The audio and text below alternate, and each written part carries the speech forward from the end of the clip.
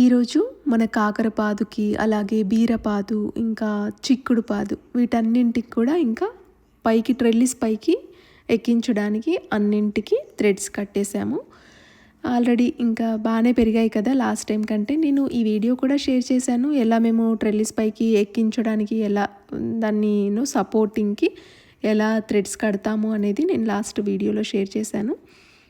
So అన్నీ పెరిగిపోయాయి కాబట్టి కొంచెం బాగానే అన్నింటికి అయితే థ్రెడ్స్ కట్టేసాము ఇలాగా. ఇక్కడ మీరు చూస్తుంది వచ్చేసి బీరపాదు, అలాగే చిక్కుడుపాదు ఇటు సైడ్ లెఫ్ట్ సైడ్ ఉంది చూసారా లాస్ట్కి.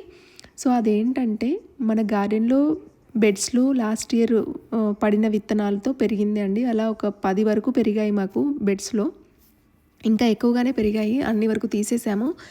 అండ్ మేము ఇంట్లో ముందుగానే సీడ్లింగ్స్ వేసినవి ఏంటంటే అవి పెట్టాము, కానీ అవి మనకి ఒకసారి ర్యాబిట్ వచ్చి తినేసిందని చెప్పాను కదా, అది ఒకటేసారి వచ్చిందండి. ఇక్కడ చిన్న కట్ అయ్యి ఉన్నాయి కదా, సో అవి మళ్ళీ ఇంకా ఎక్కువగా పెరగట్లేదు. అండ్ దాని తర్వాత ర్యాబిట్ రాలేదండి, ఒకటేసారి వచ్చింది, తినేసి వెళ్ళిపోయింది. టచ్ వుడ్ మళ్ళీ రావద్దు అవి.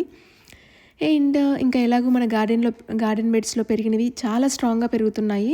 మనము సీడ్లింగ్స్ వేసి మళ్ళీ రేస్డ్ బెడ్స్లో ఇంకా క్లైమేట్ మంచిగా అయిన తర్వాత పెట్టడం కంటే రేస్డ్ బెడ్స్లో వాటంతటా అవే సీడ్స్ నుండి పెరిగేవి ఇంకా స్ట్రాంగ్గా పెరుగుతున్నాయి.